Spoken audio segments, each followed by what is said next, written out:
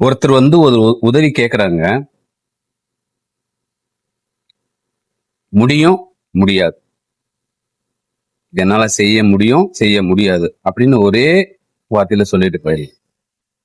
இல்ல நான் செய்யறேன் அப்படின்னு சொல்லிட்டு அதை மறந்துட்டேன்னு பொய் சொல்றதோ, இல்ல அதை செய்யாம விடுறதோ சரியா தப்பா? ரொம்ப தப்பு தானே. முடியல, எனக்கு வேலை இருக்கு அப்படின்னு சொல்றதுல அப்படி என்ன கௌரவம், அப்படி என்ன ஈகோ குறைஞ்சிட போகுது?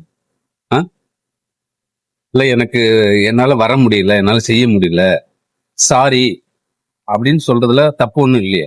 அவங்க வேற யாராவது இந்த உதவி கேட்பாங்கல்ல. சோ நான் செய்யறேன்ட்டு செய்யாம இருக்கிறது மறந்துட்டேன்னு போய் சொல்றத மன்னிக்கவே முடியாது, மன்னிக்கவும் கூடாது.